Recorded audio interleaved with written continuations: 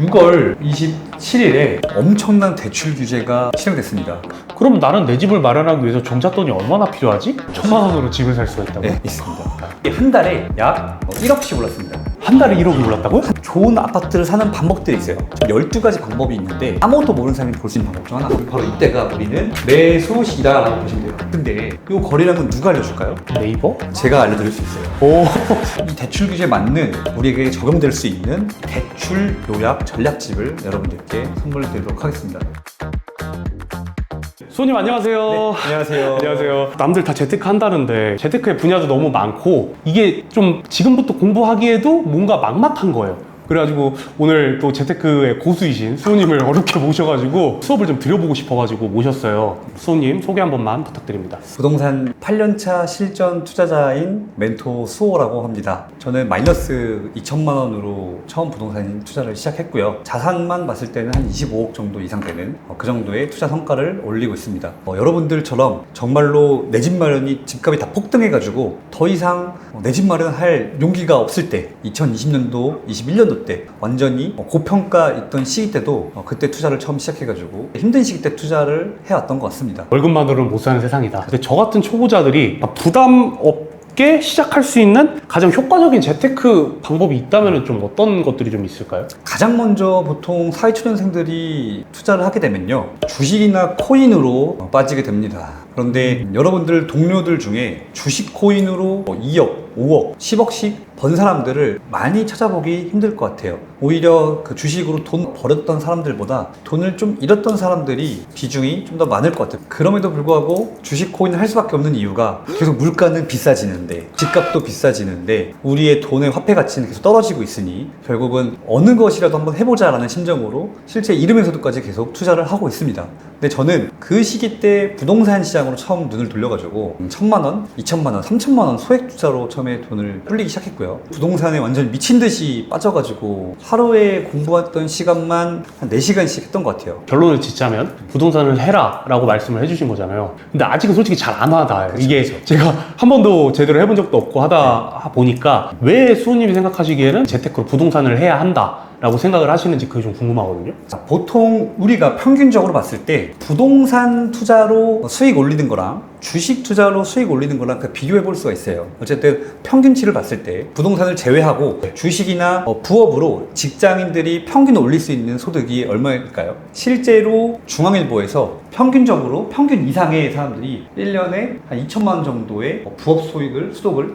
올린다고 합니다. 근데 여기가 주식이랑 부업이 포함된 거고요. 그리고 이 시기 때 주식시장이 굉장히 뜨거웠던 시기입니다. 그러니까 즉 주식시장이 굉장히 뜨거웠을 때 부업이랑 주식을 합친 금액이 한 2천만 원 정도 벌 수 있다라고 말씀드릴 수 있어요. 자, 그러면 이 시기 때 주식이 급등하는 이 시기 때 부동산 투자로 했던 사람들은 얼마를 벌었을까요? 23년도 7월 달이나 8월 달요 시기라든지 아니면 24년도 여름에 매수했던 분들 집값이 한 달에 약 1억씩 올랐습니다. 한 달에 1억이 올랐다고요? 한 달에 서울 집값이 1억씩 올랐어요.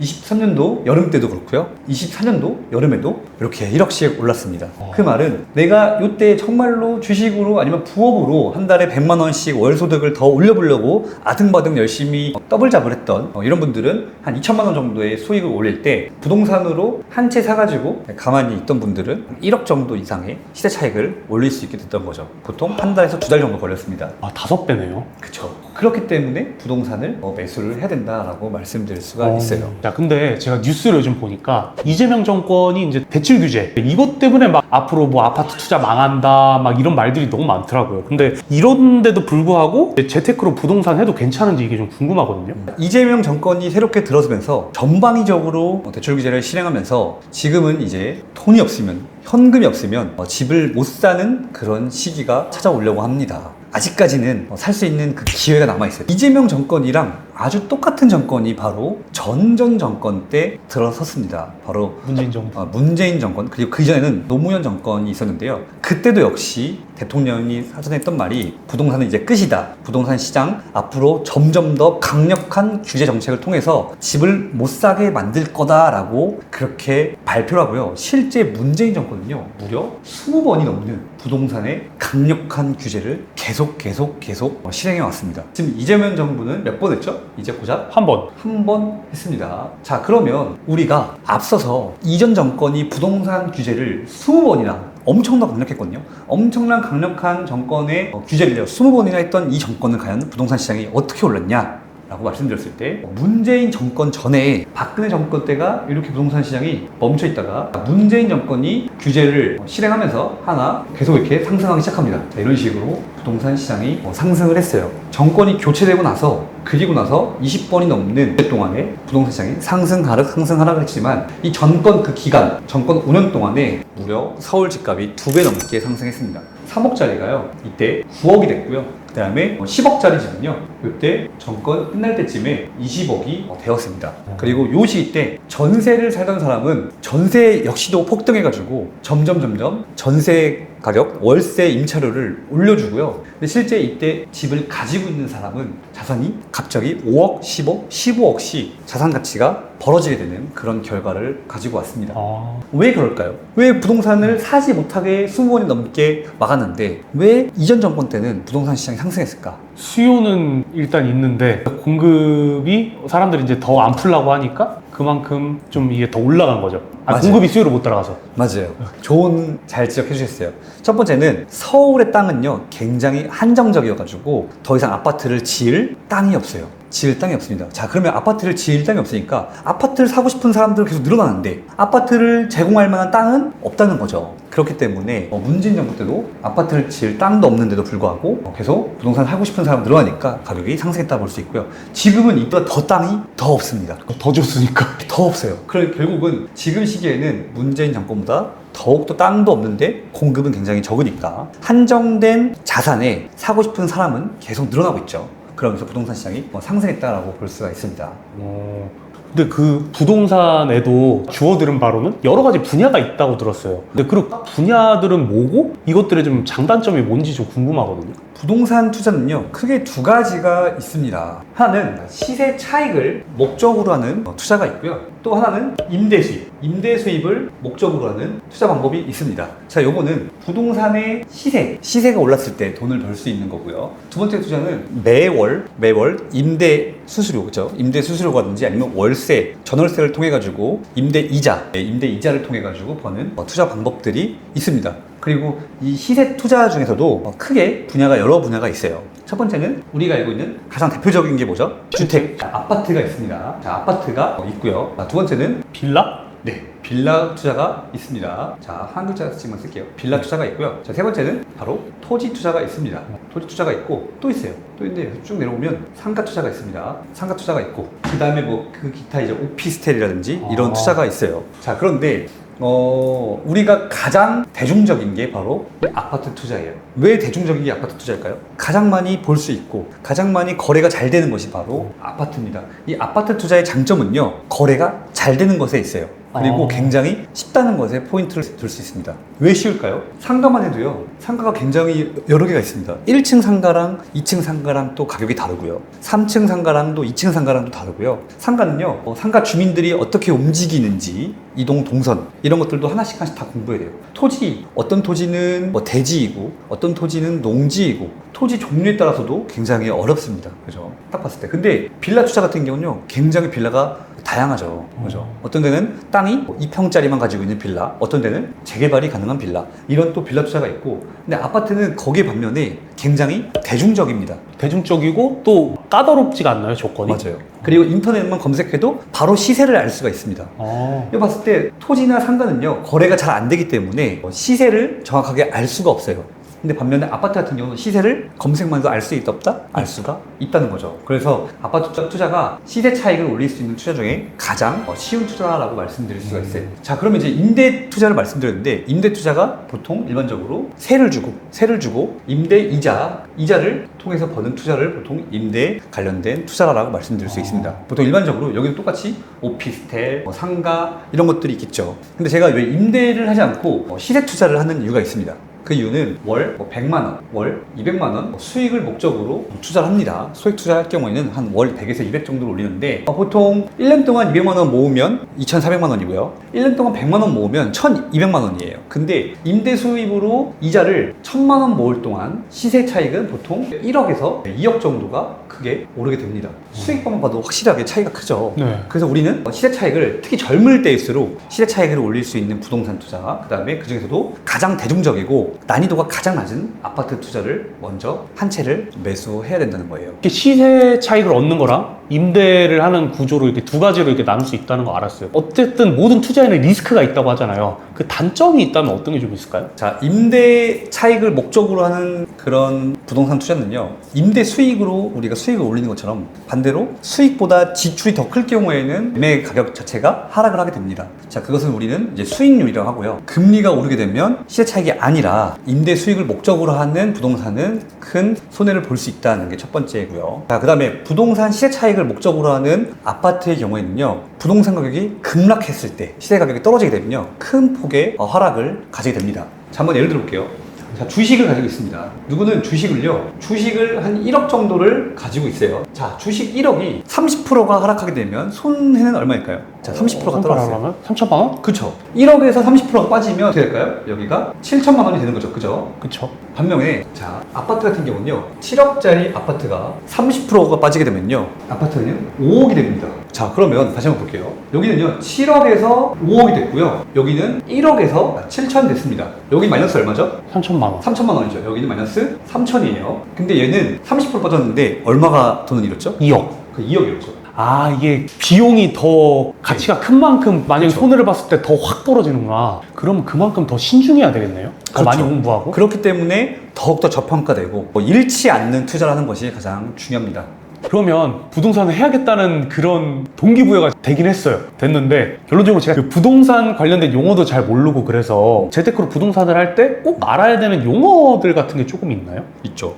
자, 부동산을 살 때는요, 이 부동산 아파트를 살 때 현금으로 다 사는 사람이 없어요. 자, 부동산이 돈 벌기 굉장히 쉽고 돈을 많이 벌 수 있는 이유가 바로 남의 돈을 잘 안전하게 활용하기 때문에 그런 사람들은 크게 돈을 벌 수 있다라고 말씀드릴 수 있어요. 자, 주식은요, 10억짜리 주식을 살려면 10억 정도의 돈을 살려면요, 그 10억이 다 현금이 있어야 되죠. 그죠? 그쵸. 근데 아파트는요, 10억짜리 아파트를 사는데 실제 내 돈은 2억에서 3억 정도만 있으면 됩니다. 어떻게 할까? 두 가지 방법이 있습니다. 첫 번째는요, 아파트를 10억인데 2, 3억 가지고도 10억을 살 수 있는 두 가지 방법은, 첫 번째는 전세를 활용한 겁니다. 전세. 자, 두 번째는 바로 대출을 활용한 겁니다. 자, 우리는 어떤 방법을 통해서 10억짜리 집을 2, 3억만 가지고 살 수 있다고요? 전세와 대출? 그죠. 전세와 대출입니다. 자, 그러면 대출을 받아가지고 아파트를 집을 샀을 때 2, 3억 가지고 살 수 있구나. 혹은 더 적게 들어가면 5천만 원 살 수 있습니다. 혹은 전세를 이용해가지고 살 수 있구나라는 것을 알 수가 있어요. 예를 들어 볼게요. 자, 여기가 이제 아파트가 10억짜리 아파트입니다. 그 중에 70%, 요 70%는요, 남의 돈이에요, 남의 돈. 누구 돈? 남의 돈. 전세입자의 전세금과 그 다음에 은행에서 빌려주는 이 대출을 활용해가지고 이 7억을 빌리는 겁니다. 실제로 우리는 현금 2억에서 한 3억 정도만 가지고도 이 10억짜리의 아파트를 살 수가 있어요. 자, 그러면 이 방법대로 이 두 가지 방법으로 아파트를 살 때 가장 중요한 용어 세 가지에 대해서 얘기를 해볼게요. 첫 번째는 갭이요, 갭. 차이? 그쵸. 갭이 바로 영어로 간격, 또 거리, 또 그 차이라고 합니다. 어떤 차이일까요? 바로 아파트 총 매매 가격이었던 10억 자산에서 그 다음에 전세금의 차이를 뺀 것이 바로 갭이라고 볼 수 있습니다. 다시 10억에서 7억을 빼면 갭이 얼마죠? 3억이겠죠. 네, 그래서 갭은요, 매매랑 전세를 뺀 실제 투자금을 말합니다. 뭐라고 뺀다고요? 매매에서 전세금을 뺀 거. 자, 10억에서 전세가 7억을 뺐어요. 그러면 투자금은 얼마라고요? 3억이죠. 3억. 그러면 3억의 갭이다라고 하는 거예요. 자, 그리고 이렇게 전세를 활용해서 투자하는 사람들을 우리는 갭 투자자라고 합니다. 자, 그래서 갭 투자라고 하면 기본적으로 전세를 활용한 투자다라고 말씀드릴 수가 있고, 3억 갭이라고 하는 것은 얼마다? 3억의 투자금이다 라고 볼 수가 있습니다. 자, 그러면 아까 전에 전세를 통해서 투자를 할 수 있다고 말씀드렸고, 두 번째는 대출을 활용해 가지고도 투자를 할 수 있다고 말씀드렸어요. 자, 그럼 대출을 활용할 때는 이 두 가지 용어를 알아야 돼요. 첫 번째는 전세에 관련된 투자고요. 두 번째는 대출에 관련된 용어입니다. LTV는요, 집값의 대출이 몇 프로야 라는 겁니다. 다시 집값 중에 이 10억이라는 집값 중에 대출이 몇 프로야? 라고 물어보는 게 바로 LTV다 라고 볼 수 있습니다. 자, 그러면 10억 중에 우리는 대출을 7억 정도 받았어요. 근데 LTV 뭐였죠? 몇 프로야? 몇 프로야? 라고. 항상 LTV나 DSR은요 퍼센트지로 말씀하셔야 돼요. 자, 그러면 10억 중에 7억을 대출 받았으면 몇 프로 대출 받은 거예요? 70%. 그죠? 그래서 이때는 우리는 LTV를 70%구나 라고 말씀하는 겁니다. 그 말은 뭐죠? 집값 중에 70%를 대출을 받았어 라는 것이 바로 LTV라고 말하는 거죠. 자, DSR은 뭐냐면요 굉장히 어려운데요 반드시 알아야 되는 용어예요. 너의 1년 동안의 연소득으로 우리는 원금의 일부와 그 다음에 이자를 갚습니다. 당연히 은행에다가 대출을 빌렸잖아요. 피디님께서 은행에다가 대출을 빌리면요 두 가지를 내셔야 돼요. 첫 번째는 바로 이자를 내셔야 되고, 두 번째는 원금의 일부를 내셔야 됩니다. 우리는 이것을 원리금이라고 합니다. 자, 그래서 결국은 대출을 빌렸으면요 은행에다가 이자 조금 내고 그 다음에 원금의 일부를 매월 조금씩 갚아가야 돼요. 그리고 이 DSR은요, 자, 너 소득으로 원금의 일부랑 이자를 갚을 능력이 얼만큼 있어? 라고 보는 것이 바로 DSR이에요. 자, 그래서 LTV는 집값에 대한 비율이고요. 그 다음에 DSR은 너의 소득, 즉 우리의 소득에 대한 원리금을 상환할 능력을 바로 DSR이라고 합니다. 근데 저건 누가 판단하는 거예요? 저 DSR은? 은행에서 대출을 해줄 때 이 두 가지를 판단을 하게 돼요. 지금 은행은요 DSR의 40% 이상 대출을 해주지 않습니다. 그리고 집값의 70% 이상 대출을 해주지가 않아요. 그 말은 5억짜리 집을 살려면요 70%가 최대 얼마죠? 3억 5천이에요. 그러니까 3억 5천까지만 대출해줄게 이라는 게 바로 집값에 대한 규제라고 보시면 되고요. 그 다음에 너의 원리금 상환 능력의 40%, 너의 연소득의 40%까지만 원금의 일부랑 이자를 갚을 능력을 보고 대출해주겠다라고 보는 게 이 DSR 대책입니다. 즉 결국은 은행에서 돈 빌려서 아파트를 살 거면 LTV랑 DSR을 보셔야 되고, 그 다음에 내가 만약에 전세를 통해 가지고 집을 살 거라고 하면 갭 투자금이 얼만큼인지, 그리고 그분들은 갭 투자자라고 부를 수가 있는 거죠. 제가 재테크를 하려고 하는 목적 자체가 결국 내 집 마련이거든요. 근데 저뿐만 아니라 다 내 집 마련의 꿈은 다 가지고 있잖아요. 근데 아까 전에 설명해 주신 내용을 좀 들어보니까 그럼 나는 내 집을 마련하기 위해서 종잣돈이 얼마나 필요하지? 약간 그런 게 좀 궁금해졌어요.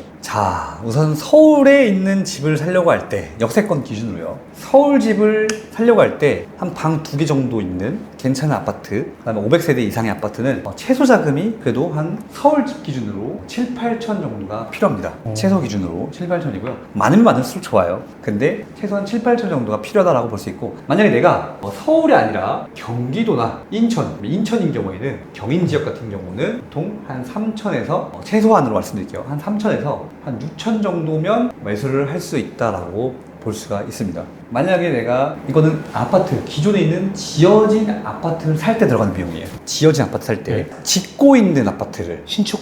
네, 그죠. 근데 신축인데 아직 안 지어진 아파트. 그러니까 이제 지어질 거야 라고만 나온. 그쵸. 우리는 보통 청약, 혹시 아세요? 청약? 네, 청약 알죠. 청약 당첨되면요, 또 당첨됐으니까 당첨된 사람한테 당첨된 권리를 줍니다. 권리. 그게 바로 분양권이라고 합니다. 자, 뭐라고요? 분양권. 예, 청약은 결국은 신축 아파트를 분양받을 수 있는 권리를 줄게라고 해서 우리는 그걸 분양권이라고 합니다. 자, 분양권 투자를 되면요, 서울 아파트도 한 1억 이하로 가능하고요, 경기도까지 하게 되면 보통 한 5천에서 한 1억 정도가 필요합니다. 자, 그럼 5천에서 1억 정도로 만약에 분양권 투자하게 되면요, 소액으로도 투자가 가능하다라고 수가 있습니다. 자, 그럼 만약에 내가 그러면 서울, 경기, 인천이 아니라 지방으로 간다. 지방으로 갈 경우에는 대략 한 1,000만 원으로도 매수할 수 있는 것이 1,000만 원으로 집을 살 수가 있다고? 네, 있습니다.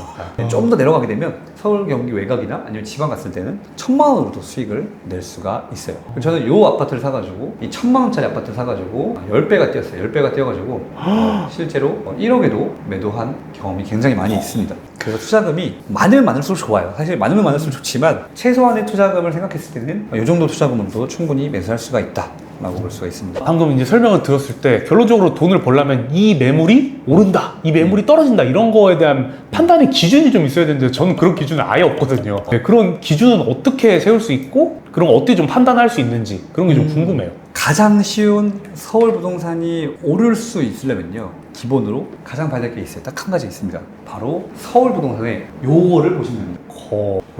거래량? 서울 아파트가 몇 건이나 거래되고 있는지 거래량을 보면요, 이 서울시장이 오를 수 있을지 떨어질 수 있을지 알 수 있어요. 어떤 거래량이요? 거래량. 서울 아파트. 그렇죠. 여기서 말하는 것은 항상 서울 아파트의 거래량입니다. 서울 거래량의 전국이 기준 서울인 거예요? 아니면 그냥 서울 전체적으로? 서울 서울만? 아파트만 볼 수 있습니다. 자, 아. 그리고 서울 한 20년 평균이 한 6,500건, 7,000건 정도 돼요. 평균 거래량보다 거래량이 많아지기 시작했을 그 무렵은 바로 부동산 시장은 상승하기 시작되는 그 직전인 거예요. 자, 다시 그러면 6,000건보다 갑자기 아래로 하락했다라고 했을 때는 부동산 시장이 점점 시장의 열기가 식고 있구나라고 볼 수가 있습니다. 아. 6월 달은 과연 몇 건 정도 거래됐을까요? 올해 6월이요? 네. 모르겠어요. 자, 25년도 6월 기준으로 말씀드릴게요. 자, 그럼 5월 달 거래량이 바로 한 6,000건 정도가 거래됐습니다. 6,000에서 7,000건 정도가 거래됐어요. 그리고 6월 달은요, 무려 1만 건이 거래가 됐습니다. 자, 그러면 지금 이 시장에는 분위기가 좋을까 안 좋을까요? 좋죠. 왜? 아까 평균 거래량이 얼마랬죠? 6천, 7천. 7천이라고 말씀드렸죠. 근데 이재명 대통령이 딱 627 규제를 딱 실행하면서 거래량이 지금 거의 한 50% 정도가 줄어들었어요. 지금 한 5천 건에서 6천 건 정도 흘러가고 있다라고 보시면 될 것 같아요. 자, 만약에 여기서 내가 바닥을 잡고 싶다. 그러면 이 거래량이 6천 건을 돌파하는 그 시기를 잘 보셔야 돼요. 만약에 쭉쭉 떨어지면 집을 사면 될까 안 될까요? 안 되죠. 안 되죠. 근데 갑자기 어느 순간 여기서 6천 건을 돌파했다. 그럼 바로 이때가 우리는 매수 시기다라고 보시면 돼요. 매수 시기다. 근데 요 거래량은 누가 알려줄까요? 네이버? 제가 알려드릴 수 있어요. 오. 이거 쉽게 네이버에 검색하면 되는데 이거 일일이 카운터하기가 굉장히 힘들어요. 그 다음에 또 이 시점에 매수를 해야 되는 시기일지 말아야 될지 이거를 빠르게 판단을 해야 되는데 이 빠르게 판단하는 두 가지 방법이 있습니다. 왜요? 남들보다 빠르게 판단하는 방법. 자, 아까 제가 서울 아파트 거래량을 보라 했어요. 그러면 서울에서도 가장 인구가 많은 동네를 먼저 보면 될 것 같아요. 가장 인구가 많은 동네가 바로 송파구입니다. 아, 사는 사람들이 네. 많은 거를 아파트가 가장 많은 동네도 아. 송파구예요. 자, 그러면 그 송파구에서도 인구가 가장 많이 사는 그 동네를 한번 보면 될 것 같아요. 그 동네가 바로 우리는 이 잠실동에 있는 아파트를 먼저 보면 서울 거래량을 유추해 볼 수가 있을 것 같아요. 와. 네이버에다가요, 아실이라고 한번 검색해 보겠습니다. 아실. 첫 번째 뜹니다. 아파트 실거래 왜? 자, 여기서 한번 볼게요. 서울에 있는 가장 아파트가 많은 잠실동. 잠실동 보면 19,000세대가 있어요. 그죠? 강남 웬만한 동보다 훨씬 많은 동을 아파트를 가지고 있습니다. 그 지역에 잠실 중에도 아파트가 5,000세대 이상 되는 엘스랑 리센치를 볼 거예요. 자, 그러면 여기 밑에 리센치라는 아파트 제가 클릭했어요. 클릭하니까 거래량이 뜹니다. 거래량이 뜨죠. 여기서 요 파란 색깔 박스를 클릭하셔가지고 다 지우시고 매매만 거래를 클릭합니다. 뭐만? 매매만 클릭하시고 최근에 가격이 지금 몇 건 정도 거래되는지 세볼 수 있는 거예요. 딱 봤을 때 지금 6월 달에 거래량이 몇 건 됐죠? 한 건, 두 건, 세 건, 네 건, 다섯 건, 여섯 건, 6건이 거래됐죠. 네. 자, 다시 볼게요. 매매만 클릭하고 30평대를 클릭하시고 자, 거래를 보는 거예요. 하나, 둘, 셋, 넷, 다섯, 6건. 그죠? 자, 그 다음에 5월 달에 거래량이 몇 건 됐죠? 굉장히 많죠. 7, 8, 10, 막 3월 달에 엄청 많이 됐죠. 스크롤 엄청 내려야 돼요. 자, 부동산 시장이 먼저 빠르게 오른 것을 알 수가 있습니다. 그럼 3월 달에 잠실 거래량을 보면 서울 부동산 오르겠구나라는 것을 먼저 알 수가 있었어요. 지금 거래량이 지금 7월 달 같은 경우 굉장히 없죠. 그럼 갑자기 또 잠실 거래량이 터지는 시기가 온다. 온다. 그런 시기 때문에 매수를 하면 돼요. 자, 두 번째는 현장 분위기를 알아야 됩니다. 현장 분위기는 그냥 전화하면 돼요. 부동산 전화해가지고 소장님 여기 아파트 매도하려고 하는데 이때 꿀팁이 있어요. 바로 매도자인 척 물어봐야 돼요. 아파트 몇 동 살고 있는 소유주인데요. 아파트를 지금 내놓을까 하는데 혹시 지금 손님 맞나요? 아니면 매수하고 싶은 사람이 얼마나 있어요? 라고 물어보면 현재 분위기를 알 수 있어요. 굳이 전화 안 해도 알 수 있는 방법이 있습니다. 집을 걸어가면서 부동산 소장님 그 살짝 건물 안에 손님이 몇 명 있는지 세보는 방법들이 있습니다. 근데 만약에 부동산에 문이 잠겨 있다. 요거는 한가해서 문이 잠겨 있는 게 아니에요. 집을 보여주기 위해서 문을 잠그고 손님이랑 집을 보여주고 있는 중인 겁니다. 자, 그러면 부동산에 문이 잠겨 있고 아무도 없다. 바쁘다 안 바쁘다? 바쁘다. 자, 부동산이 문이 잠겨 있고 아무도 없다. 이럴 때는 소장님이 지금 손님들이랑 집을 보여주고 있는 상태다. 즉 굉장히 바쁘다라는 것을 알 수 있고, 자, 소장님이 혼자 앉아 계신다. 그러면 바쁘다 안 바쁘다? 굉장히 안 바쁘다는 거죠. 근데 손님이 뭐 10명씩, 20명씩, 5명씩 앉아 있다. 라고 하면 이것은 우리는 굉장히 지금 분주하구나라는 것을 알 수가 있어요. 근데 하나의 부동산뿐만 아니라 단지 내에 보통 3개, 4개 있거든요. 3개, 4개 부동산이 다 문이 잠겨 있거나 아니면 4명, 5명씩 손님들이 와 있다라고 하면 이 부동산은 굉장히 지금 지역이 바쁘게 돌아가고 있구나라는 것을 알 수가 있습니다. 근데 수호님 이거 어떻게 하시는 거예요? 그래서 저는 매일매일 전화를 돌리고요. 주말만 되면 매주 임장을 가서 지금 현재 분위기가 어떤지, 실제 부동산 소장님은 지금 바쁘게 움직이고 있는지 그것을 현장을 체크하고요. 자, 두 번째는 잠실 아파트의 거래량과 서울 거래량을 보고 있습니다. 분위기의 저점을 잡는 연습을 하고 있는 거죠. 진짜 노력의 결실이네요. 그렇죠. 그럼 저처럼 이렇게 매일매일 노력을 하기 싫은 사람들은 어떻게 될까요? 저한테 연락을 주시면 됩니다. 저랑 같이 단톡방에 있으면 이 분위기를 계속적으로 알 수가 있는 거죠. 제가 분위기를 전달 계속 해드리고 전화 내용을 전달해드리고 실제로 제가 임장을 통해 가지고 어떻게 부동산이 움직이고 있는지를 두 눈으로 확인한 다음에 여러분들께 전달할 수가 있는 겁니다. 여러분들께서 지금 들어오는 이 방으로 들어오시면 제가 여러분들께 무료로 이런 분위기, 이런 정보에 대한 아주 현장 실시간 분위기를 여러분들께 다 알려드릴 수가 있습니다. 그러면 내 종잣돈에 맞는 최적의 아파트는 어떻게 찾아야 되는 거예요? 일반적으로 여러분들께서 대략적으로 생각했을 때 한 5억 정도 되는 아파트를 산다라고 하면 한 1억 정도가 필요합니다. 한 4억 정도 되는 아파트를 살려고 한다라고 하면 그때는 한 5천에서 한 7천 정도가 필요해요. 자, 그리고 한 3억대 정도 아파트를 살려고 한다라고 하면 한 3천에서 5천만 원 정도가 필요합니다. 자, 그러면 6억 정도 되는 아파트 살려고 한다. 6억. 한 1억 5천 정도가 필요합니다. 저 가격대 아파트들 한번 살짝 찝어줄 수 있나요? 보통 저는요, 네이버 부동산을 검색합니다. 네이버 부동산에 들어가서 이 매물 버튼을 클릭하면 지도 모양이 나옵니다. 그중에 저는 아파트 분양권 재건축을 클릭하고요. 그다음에 여기서 매매만 클릭합니다. 매매만 클릭을 하고 금액대를 만약에 내가 연봉이 1억 정도 가지고 있다. 그러면 4억에서 5억 정도 아파트를 살 수 있는 거예요. 맞죠? 자, 그러면 4억에서 5억 정도의 필터를 걸어줍니다. 그 다음에 면적을 클릭해야 되는데 면적을 클릭할 때는 항상 평수로 바꿔주시고요. 저는 20평대에서 한 35평 정도만 봅니다. 어디부터 어디까지? 20평에서 35평까지. 그 다음에 세대수는요 300세대 이상을 클릭합니다. 이렇게 보면요 내가 살 수 있는 것들이 이렇게 나와요. 근데 지금 강남에는 이 금액대 살 수 있는 금액이 있을까요, 없을까요? 없죠. 그죠? 없네요. 성과도 없네요. 그러면 이제 쭉쭉 내려가는 겁니다. 위로 올라가거나 이제 내려가는 거죠. 쭉 올라가고, 자, 여기서 확대 볼까요? 살짝 확대 보면 쭉 올라오면 이제 나오기 시작했죠. 그쵸? 나오기 시작했습니다. 나오기 시작했어요. 그죠? 나오기 시작했습니다. 오, 생각보다 많네요. 아직까지는 우리 1억으로도 서울 살 수 있다? 자, 그 중에서 여기랑 좀 가깝고 강남이랑 가까운 것을 먼저 눈여겨서 보시면 돼요. 자, 근데 강남이랑 가까운 건요 크게 두 가지로 가깝다고 표현할 수가 있어요. 첫 번째는 실제 물리적인 거리. 첫 번째는 어디? 강남. 왜 강남과 가까운 지역일까요? 가장 비싼 동네니까. 비싼 동네니까. 가깝다는 게 두 가지 의미가 있습니다. 첫 번째 의미는 바로 물리적 거리. 어떤 거리? 물리적 거리. 네, 물리적 거리. 그 다음에 교통 수단에 따른 요거는 시간입니다. 시간. 어떤 시간? 출퇴근 시간이에요. 네. 자, 요거는 뭐겠죠? 거리입니다. 거리. 그쵸? 요거는 실제 물리적으로 직선 거리를 의미하는 거고요. 요거는 킬로미터겠죠? 킬로미터 직선 거리를 의미하는 겁니다. 어디부터? 직선 거리. 강남에서. 그죠? 그럼 요거는 뭘까요? 역세권이냐 아니냐, 그쵸. 지하철이 뚫렸냐. 자, 여러분 출퇴근할 때 서울 차 막힐까요? 안 막힐까요? 엄청 막히죠. 주차도 굉장히 힘들어요. 여러분들은 어떤 거 탈까요? 버스 아니면 지하철인데, 버스는 너무 유동적이니까 지하철을 해서 말합니다. 지하철로 강남까지 그 집에서 얼마나 걸리는지 그 시간을 보는 거예요. 시간. 30분 걸리는 시간이 있고요. 1시간 걸리는 시간이 있습니다. 그럴 때는 30분 걸리는 시간이 좀 더 비쌀 가능성이 높다는 거예요.